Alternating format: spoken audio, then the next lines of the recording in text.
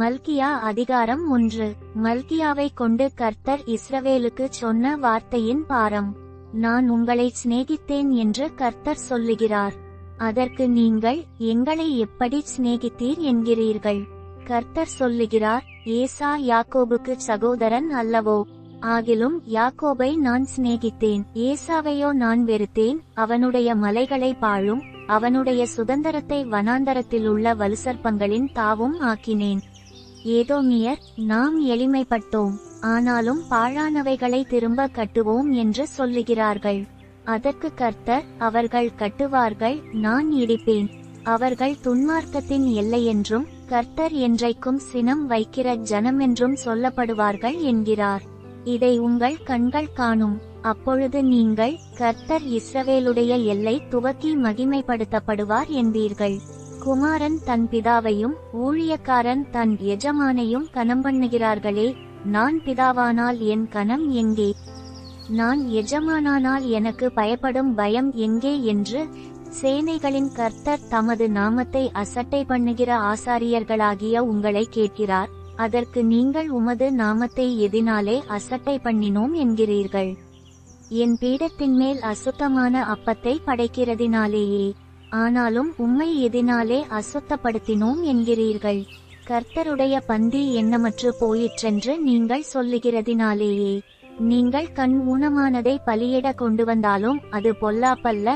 நீங்கள் காலூனமானதையும் நசல் பிடித்ததையும் கொண்டு வந்தாலும் அது பொல்லாப்பல்ல என்கிறீர்களே. அதை உன் அதிபதிக்கு செலுத்து, அவன் உன்மேல் பிரியமாயிருப்பானோ, உன் முகத்தை பார்ப்பானோ என்று சேனைகளின் கர்த்தர் கேட்கிறார். இப்போதும் தேவனுடைய சமூகத்தை நோக்கி கெஞ்சுங்கள், அப்பொழுது நம்மேல் இறங்குவார். இது உங்களாலே வந்த காரியம், அவர் உங்களை அங்கீகரிப்பாரோ என்று சேனைகளின் கர்த்தர் கேட்கிறார். உங்களில் எவன் கூலியில்லாமல் கதவுகளை பூட்டுவான்? என் பலிபீடத்தின் மேல் அக்கினியை கூலியில்லாமல் கொளுத்தவும் மாட்டீர்கள். உங்கள் பேரில் எனக்கு பிரியமில்லை என்று சேனைகளின் கர்த்தர் சொல்லுகிறார். உங்கள் கைகளிலுள்ள காணிக்கை எனக்கு உகந்ததல்ல. சூரியன் உதிக்கிற திசை தொடங்கி அது அஸ்தமிக்கிற திசை வரைக்கும் என் நாமம் ஜாதிகளுக்குள்ளே மகத்துவமாயிருக்கும். எல்லா இடங்களிலும் என் நாமத்துக்கு தூபமும் சுத்தமான காணிக்கையும் செலுத்தப்படும். என் நாமம் ஜாதிகளுக்குள்ளே மகத்துவமாயிருக்கும் என்று சேனைகளின் கர்த்தர் சொல்லுகிறார். நீங்களோ கர்த்தருடைய பந்தி அசுத்தமானது என்றும் அதன் ஆகாரமாகிய அதன் பலன் அற்பமானது என்றும் சொல்லுகிறதினாலே என் நாமத்தை பரிசுத்த குலைச்சலாக்குகிறீர்கள். இதோ இது எவ்வளவு வருத்தமென்று சொல்லி அதை ஒரு திறனமாய் பேசி பீருண்டதையும் கால் ஊனமானதையும் நசல் கொண்டதையும் கொண்டு வந்து காணிக்கையாக செலுத்துகிறீர்கள் என்று சேனைகளின் கர்த்தர் சொல்லுகிறார். அதை உங்கள் கைகளில் அங்கீகரித்துக் கொள்வேனோ என்று கர்த்தர் கேட்கிறார். தன் மந்தையில் கடாய் இருக்கையில் கெட்டுப்போனதை ஆண்டவருக்கு நேர்ந்து கொண்டு பலியிடுகிற கபடஸ்தன் சபிக்கப்பட்டவன். என் நாமம் ஜாதிகளுக்குள்ளே பயங்கரமாயிருக்கும். நான் மகத்துவமான ராஜா என்று சேனைகளின் கர்த்தர் சொல்லுகிறார். மல்கியா அதிகாரம் 2. இப்போதும் ஆசாரியர்களே, இந்த கட்டளை உங்களுக்குரியது. நீங்கள் கேளாமலும் என் நாமத்துக்கு மகிமையை செலுத்தும்படி இதை சிந்தியாமலுமிருந்தால் நான் உங்களுக்குள்ளே சாபத்தை அனுப்பி உங்கள் ஆசீர்வாதங்களையும் சாபமாக்குவேன். ஆம், நீங்கள் அதை சிந்தியாமற் போனதினால் அவைகளை சபித்தேன் என்று சேனைகளின் கர்த்தர் சொல்லுகிறார். இதோ, நான் உங்களுடைய பயிரை கெடுத்து உங்கள் பண்டிகைகளின் சாணியையே உங்கள் முகங்களில் இறைப்பேன். அதனோடு கூட நீங்களும் தள்ளுபடியாவீர்கள். லேவியோடே பண்ணின என் உடன்படிக்கை நிலைத்திருக்கும்படிக்கு இந்த கட்டளையை உங்களிடத்திற்கு அனுப்பினேன் என்கிறதை அப்பொழுது அறிந்து கொள்வீர்கள் என்று சேனைகளின் கர்த்தர் சொல்லுகிறார். அவனோடே பண்ணின என் உடன்படிக்கை ஜீவனும் சமாதானமுமாக இருந்தது. அவன் எனக்கு பயப்படும் பயத்தோடே இருக்க வேண்டுமென்று இவைகளை அவனுக்கு கட்டளையிட்டேன். அப்படியே அவன் என் நாமத்துக்கு பயந்தும் இருந்தான். சத்தியவேதம் அவன் வாயில் இருந்தது. அவனுடைய உதடுகளில் அநியாயம் காணப்படவில்லை. அவன் என்னோடே சமாதானமும் யதார்த்தமுமாய் சஞ்சரித்து அநேகரை அக்கிரமத்தினின்று திருப்பினான். ஆசாரியனுடைய உதடுகள் அறிவை காக்க வேண்டும். வேதத்தை அவன் வாயிலே தேடுவார்களே. அவன் சேனைகளுடைய கர்த்தரின் தூதன். நீங்களோ வழியை விட்டு விலகி அநேகரை வேதத்தை குறித்து இடற பண்ணினீர்கள். லேவியின் உடன்படிக்கையை கெடுத்து போட்டீர்கள் என்று சேனைகளின் கர்த்தர் சொல்லுகிறார். நீங்கள் என் வழியை கைக்கொள்ளாமல் வேதத்தை குறித்து பட்சபாதம் பண்ணினபடியால் நானும் உங்களை எல்லா ஜனத்துக்கு முன்பாகவும் அற்பரும் நீசருமாக்கினேன். நம்மெல்லாருக்கும் ஒரே பிதா இல்லையோ? ஒரே தேவன் நம்மை சிருஷ்டித்ததில்லையோ?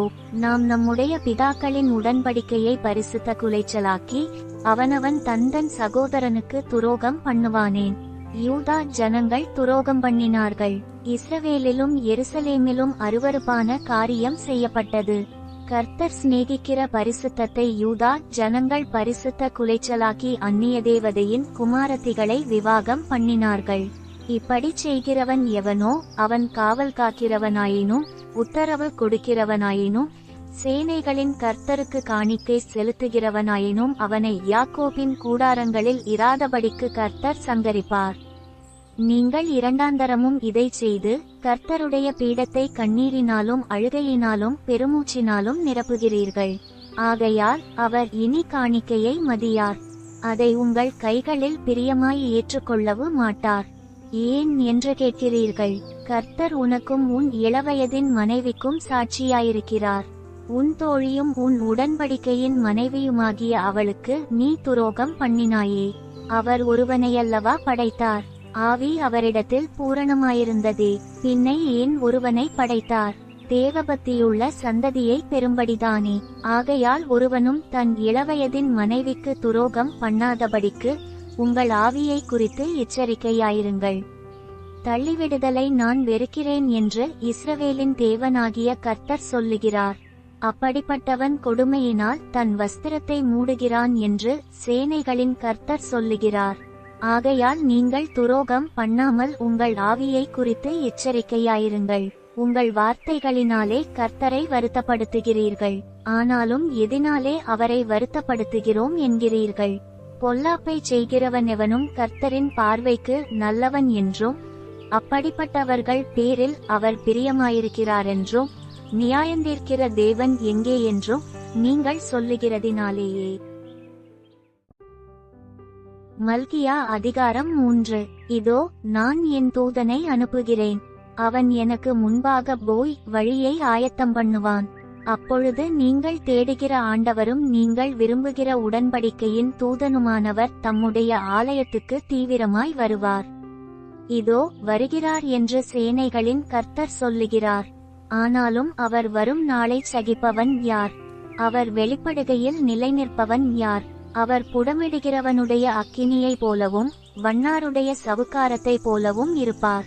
அவர் உட்கார்ந்து வெள்ளியை புடமிட்டு சுத்திகரித்துக் கொண்டிருப்பார்.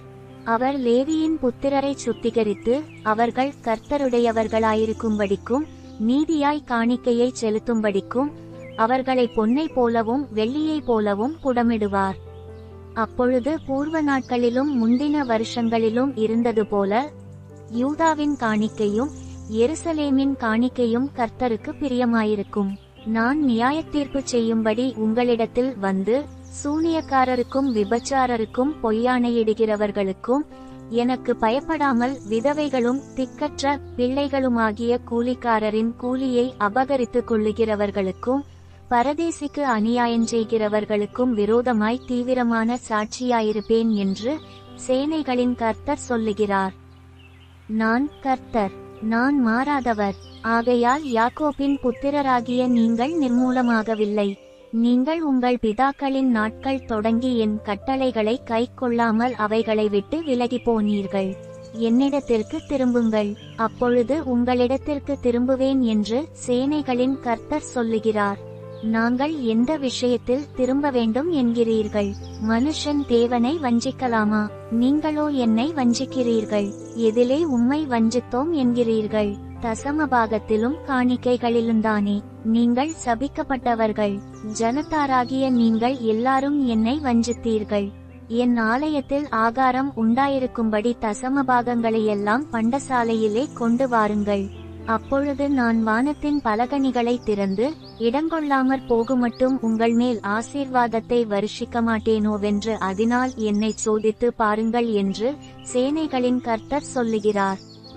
பூமியின் கனியை பட்சித்து போடுகிறவைகளை உங்கள் நிமித்தம் கண்டிப்பேன். அவைகள் உங்கள் நிலத்தின் பலனை அழிப்பதில்லை. வெளியிலுள்ள திராட்சை கொடி பழமில்லாமற் போவதுமில்லை என்று சேனைகளின் கர்த்தர் சொல்லுகிறார். அப்பொழுது எல்லா ஜாதிகளும் உங்களை பாக்கியவான்கள் என்பார்கள். தேசம் விரும்பப்படத்தக்கதாயிருக்கும் என்று சேனைகளின் கர்த்தர் சொல்லுகிறார். நீங்கள் எனக்கு விரோதமாய் பேசின பேச்சுக்கள் கடினமாயிருக்கிறது என்று கர்த்தர் சொல்லுகிறார். ஆனாலும் உமக்கு விரோதமாக என்னத்தை பேசினோம் என்கிறீர்கள். தேவனை சேவிப்பது விருதா, அவருடைய கட்டளைகளை கைக்கொள்கிறதினாலும் சேனைகளின் கர்த்தருக்கு முன்பாக துக்கித்து நடக்கிறதினாலும் என்ன பிரயோஜனம்? இப்போதும் அகங்காரிகளை பாக்கியவான்கள் என்கிறோம். தீமை செய்கிறவர்கள் திடப்படுகிறார்கள். அவர்கள் தேவனை பரீட்சை பார்த்தாலும் விடுவிக்கப்படுகிறார்களே என்று சொல்கிறீர்கள். அப்பொழுது கர்த்தருக்கு பயந்தவர்கள் ஒருவரோடொருவர் பேசிக் கொள்வார்கள். கர்த்தர் கவனித்து கேட்பார். கர்த்தருக்கு பயந்தவர்களுக்காகவும் அவருடைய நாமத்தை தியானிக்கிறவர்களுக்காகவும் ஞாபக புஸ்தகம் 1 அவருக்கு முன்பாக எழுதப்பட்டிருக்கிறது. என் சம்பத்தை சேர்க்கும் நாளிலே அவர்கள் என்னுடையவர்களாயிருப்பார்கள் என்று சேனைகளின் கர்த்தர் சொல்லுகிறார். ஒரு மனுஷன் தனக்கு ஊழியன் செய்கிற தன்னுடைய குமாரனை கடாட்சிக்கிறது போல நான் அவர்களை கடாட்சிப்பேன். அப்பொழுது நீங்கள் நீதிமானுக்கும் துன்மார்க்கனுக்கும், தேவனுக்கு ஊழியன் செய்கிறவனுக்கும் அவருக்கு ஊழியன் செய்யாதவனுக்கும் இருக்கிற வித்தியாசத்தை திரும்பவும் காண்பீர்கள். மல்கியா அதிகாரம் 4. இதோ, சூளையைப் போல எரிகிற நாள் வரும். அப்பொழுது அகங்காரிகள் யாவரும் அக்கிரமஞ்செய்கிற யாவரும் துரும்பாயிருப்பார்கள். வரப்போகிற அந்த நாள் அவர்களைச் சுட்டெரிக்கும். அது அவர்களுக்கு வேரையும் கொப்பையும் வைக்காமற் போகும் என்று சேனைகளின் கர்த்தர் சொல்லுகிறார். ஆனாலும் என் நாமத்துக்கு பயந்திருக்கிற உங்கள் மேல் நீதியின் சூரியன் உதிக்கும். அதன் செட்டைகளின் கீழ் ஆரோக்கியம் இருக்கும். நீங்கள் வெளியே புறப்பட்டு போய் கொழுத்த கன்றுகளைப் போல வளருவீர்கள். துன்மார்க்கரை மிதிப்பீர்கள். நான் இதைச் செய்யும் நாளிலே அவர்கள் உங்கள் உள்ளங்கால்களின் கீழ் சாம்பலாயிருப்பார்கள் என்று சேனைகளின் கர்த்தர் சொல்லுகிறார். ஓரேபிலே இஸ்ரவேலரெல்லாருக்காகவும் என் தாசனாகிய மோசேக்கு நான் கற்பித்த நியாயப்பிரமாணமாகிய கட்டளைகளையும் நியாயங்களையும் நினையுங்கள். இதோ, கர்த்தருடைய பெரிதும் பயங்கரமுமான நாள் வருகிறதற்கு முன்னே நான் உங்களிடத்திற்கு எலியா தீர்க்கதரிசியை அனுப்புகிறேன். நான் வந்து பூமியை சங்காரத்தால் அடிக்காதபடிக்கு அவன் பிதாக்களுடைய இருதயத்தை பிள்ளைகளிடத்திற்கும் பிள்ளைகளுடைய இருதயத்தை அவர்கள் பிதாக்களிடத்திற்கும் திருப்புவான்.